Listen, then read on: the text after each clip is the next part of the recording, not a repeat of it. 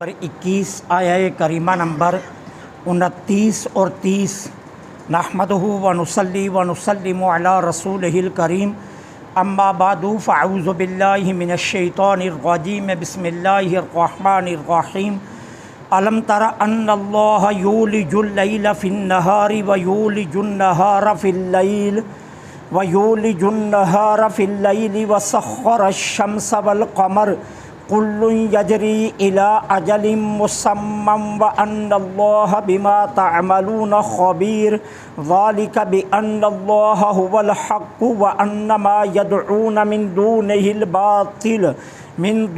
الباطل وان اللہ هو العلی الکبیر صدق اللہ العظیم۔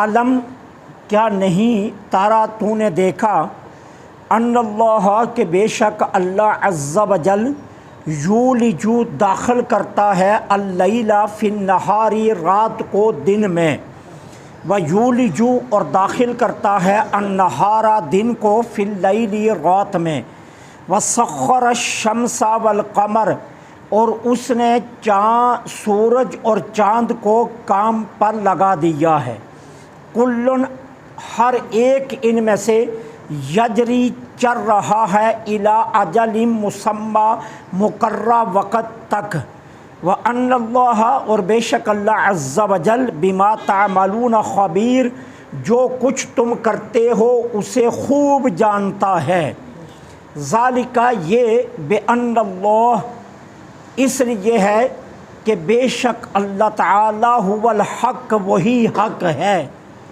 وانما اور بے شک یا بلا شبہ ما یدعونا جن کو تم پکارتے ہو من دونہ ہی اس کے سوا الباطل وہ سبھی باطل ہیں، وان اللہ اور بے شک اللہ عز و جل العلی الکبیر بہت بلند بزرگی والا ہے۔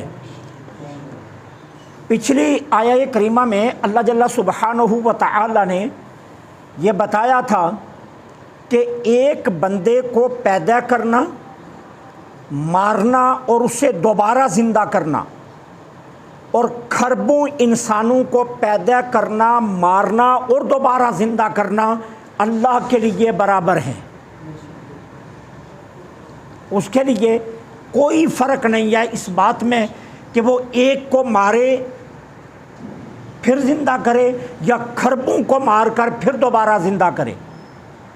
اب ان دو آیات میں اللہ جل سبحانہ و تعالی اپنی قدرت کاملہ اور اپنے علم محیط کے کچھ ایسے عظیم الشان کارنامے بیان فرما رہے ہیں کہ جس سے تمہاری غلط فہمی کا ازالہ ہو جائے۔ اب ارشاد کیا فرمایا؟ فرمایا دیکھو اللہ وہ ہے جو رات کو داخل کرتا ہے دن میں اور دن کو داخل کرتا ہے رات میں، جیسے گرمیوں کے موسم میں دن لمبا ہو جاتا ہے اور رات چھوٹی ہو جاتی، اب رات کا کچھ حصہ دن میں شامل ہو جاتا ہے، اور سردیوں میں پھر کیا ہوتا ہے کہ رات لمبی اور دن چھوٹا ہو جاتا ہے۔ اب کہا یہ اس کی قدرت کاملہ کا وہ کرشمہ ہے، یہ اس کی حکمت بالغہ کا وہ عظیم الشان کارنامہ ہے کہ جو تمہیں گواہی دے رہا ہے، اس بات کی تصدیق کر رہا ہے کہ وہ اللہ ایک ہی ہے۔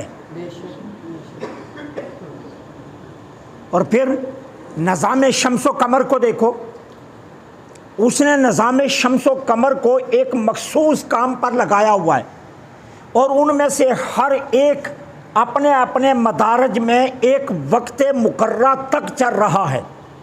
شمس کی مجال نہیں کہ وہ قمر کے مدارج میں چلا جائے، اور قمر کی مجال نہیں کہ وہ شمس کے مدارج میں آ جائے۔ اب ہر ایک اپنے اپنے مدار میں چل رہا ہے، اور ایک وقت مقررہ کے لیے چل رہا ہے۔ اب تمہاری نگاہوں میں سورج کتنا بڑا سیارہ ہوگا کہ جو ایک مرتبہ طلوع ہوتا ہے تو جہاں بر کے ذرے ذرے کو روشن کر دیتا ہے۔ تم 20x20 کا ایک ڈرائنگ روم بناؤ اور اس میں تم ایک فانوس نصب کرو اور اس فانوس میں 40 بلب لگے ہوں تو تمہارا وہ 20x20 کا کمرہ اتنا روشن نہیں ہو سکتا جتنا شمس کا ایک سیارہ سارے جہاں کو روشن کرتا ہے۔ اب تمہاری سمجھ سے یہ بالا، تمہاری قوت کی فکر سے یہ بالا، تمہارے خیالات و تصورات کی دنیا سے یہ بالا، لیکن اللہ کون ہے؟ وہ رب ہے کہ جس کے دست قدرت میں یہ بھی ہے۔ وہ جب چاہتا ہے اسے طلوع کرتا ہے، جب چاہتا ہے اسے غروب کرتا ہے، اور جب وہ چاہے گا اسے سمیٹ دے گا، اور اس کا حکم اتنا ہے کہ وہ نہ چاہے تو یہ ایک لمحے کے لیے بھی طلوع نہیں ہوگا۔ اسی طرح نظام قمر کو دیکھو کتنا بڑا نظام ہے، لیکن اللہ وہ ہے کہ جس کے دست قدرت میں یہ ہے۔ اب اگر نظام شمس و قمر میں تغیر آتا، یہ ایک دوسرے سے بڑھ جاتے، لڑتے، اور نظام میں تبدیلی آتی تو پھر تو تم کہہ سکتے تھے کہ دو معبود ہیں یا کہیں اور اس کے شریک ہیں۔ لیکن اپنے باپ دادا سے پوچھو، اپنے پردادا سے پوچھو، اپنی ماضی کی تاریخ کو اٹھا کر دیکھو، نظام شمس و قمر کا مطالعہ کر کے دیکھو۔ ارے تم آدم سے لے کر آج تک کا مطالعہ کر کے دیکھو، نظام شمس و قمر میں کبھی بڑھ نہیں ہوئی، کبھی جھگڑا نہیں ہوا، کبھی ان میں کوئی تغیر نہیں آیا۔ تو یہ کس بات کی گواہی ہے کہ وہ ایک ہے، کوئی اور اس کا ثانی نہیں ہے۔ ہاں، اس نے ایک مقررہ وقت تک ان کو ایک نظام کے تحت لگایا ہوا ہے۔ اور پھر یہ بھی یاد رکھو ان اللہ بما تعملون خبیر، جو کچھ تم کرتے ہو اللہ بہت خوب طرح سے اس سے باخبر ہے، وہ بے خبر نہیں ہے۔ اس کا علم اتنا محیط علم ہے، اتنا وسیع علم ہے کہ تمہارے ہر ایک عمل سے وہ واقف ہے، اور عمل تو دور کی بات ہے، وہ علیم بذات الصدور ہے۔ تمہارے دلوں میں اگر کوئی خیال انگڑائی لیتا ہے، ابھی مرز وجود میں بھی نہیں آتا، تو وہ تو اس سے بھی باخبر ہے۔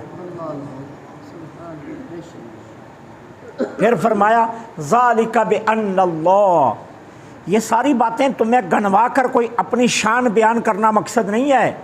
اللہ فرماتا ہے میں کوئی بتانا نہیں چاہتا میں کتنی بڑی طاقت والا ہوں، نہیں نہیں، یہ ساری باتیں بتا کر تمہیں صرف یہ سمجھانا چاہتا ہوں کہ اللہ ہی حق ہے۔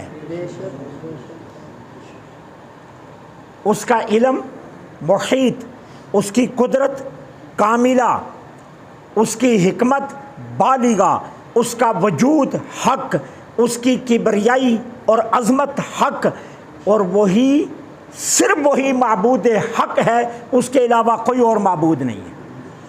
کہا یہ ساری باتیں تمہیں بتانے کا بنیادی مقصد یہ ہے کہ تم سمجھو کوئی اس کا اور ثانی نہیں ہے، کوئی اس کا شریک نہیں ہے، حق صرف ایک ہے جس کا نام اللہ ہے۔ کہا یہ ساری باتیں تمہیں اس لیے بتائی جا رہی ہیں کہ ذالک بأن اللہ هو الحق،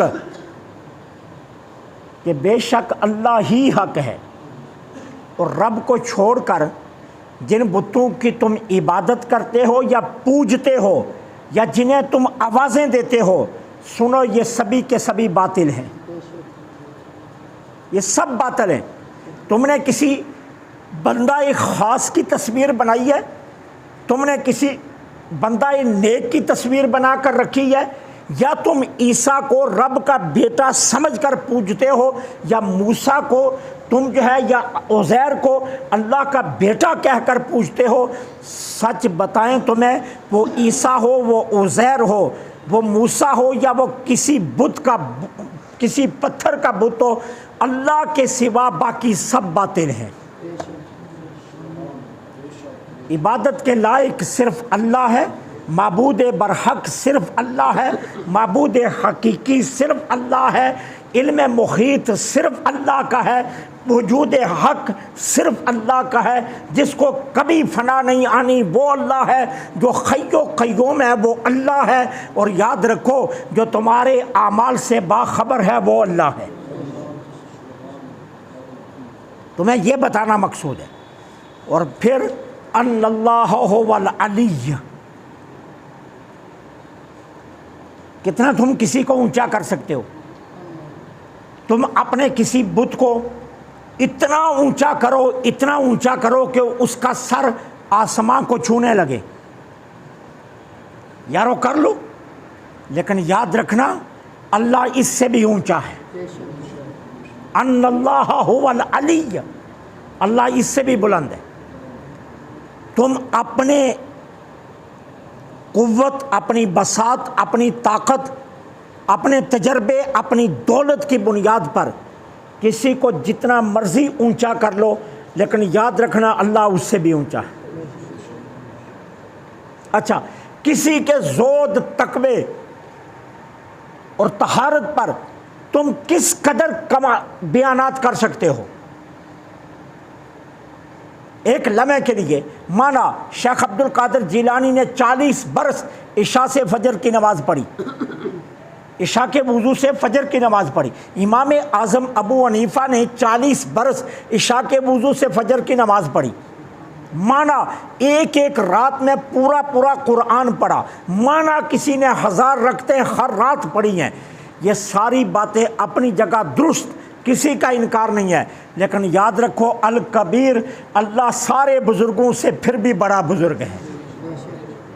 اس کی شان کو کوئی نہیں پہنچ سکتا، اس کی عظمت کو کوئی نہیں پہنچ سکتا، اس کی بلندی کو کوئی نہیں پہنچ سکتا، اور اس کی کبیری کو بھی کوئی نہیں پہنچ سکتا۔